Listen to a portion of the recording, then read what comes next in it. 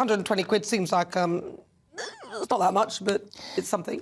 Yeah, well, when you add it to the 10 billion direct subsidies on green stuff and then 20 billion indirect that we're already paying, on top of, as you say, inflationary cost of living by the energy prices going up, and then the actual cost of fuel going up, 120 is just, the straw that broke the camel's back. But it's very interesting on the back of some polling that's been done recently in The Sun, actually, that said that, that people...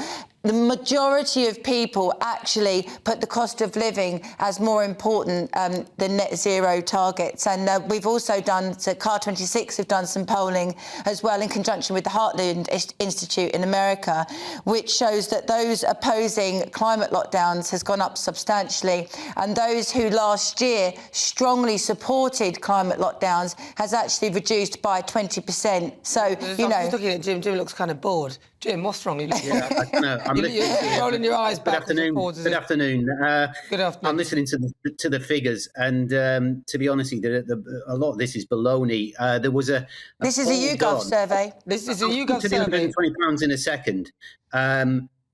But the poll that really counts was the one in the UK when people took the local elections, and that showed quite graphically when they were asked, when they came out of the polling station, do they believe in net zero, moving towards it, and it was just over 70% that did, and there was a rump of about 10% that did not, and everybody else was in between. So you can see in the UK it's heavily weighted. As far as the £120 is concerned, and not to go too far with this, but this might be 2 weeks in a row that I've agreed with Lois in terms of whether or not we should be putting that onto the backs of the general public. The answer is no, we should not.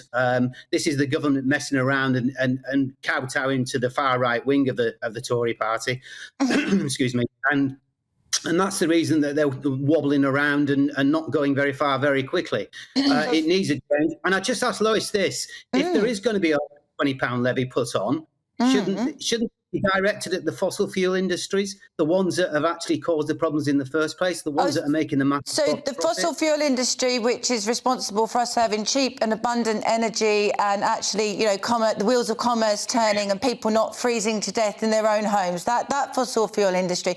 Do you know what, Jim? The thing is, if we do all the things that you want, and we're going to have blackouts, we're going to have climate lockdowns, and we're going to end up with a dim jail, which incidentally is a spoonerism of your name.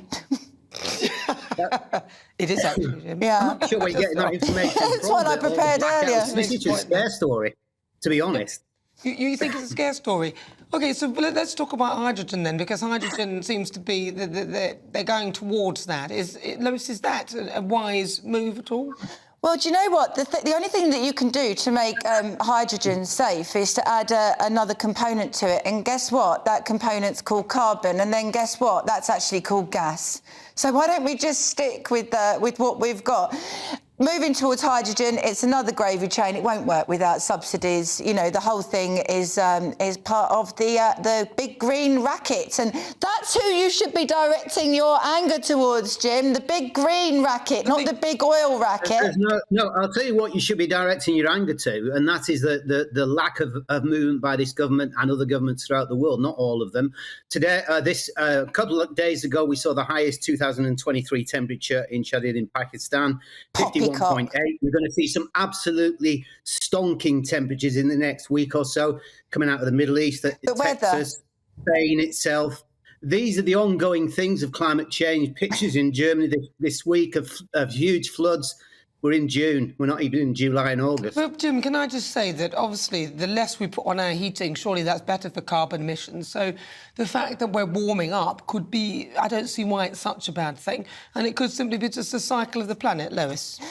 Yeah, well, Richard Tice made an excellent point earlier that there are record cold temperatures in other parts of the world that are not being taken on board. And you look at averages, not just that it was a bit hot here or a bit hot here there, and as Nana and I, and even you have acknowledged, Jim, proper records were only started to be taken in the last 100 years. Okay. So, final 10 seconds, Jim.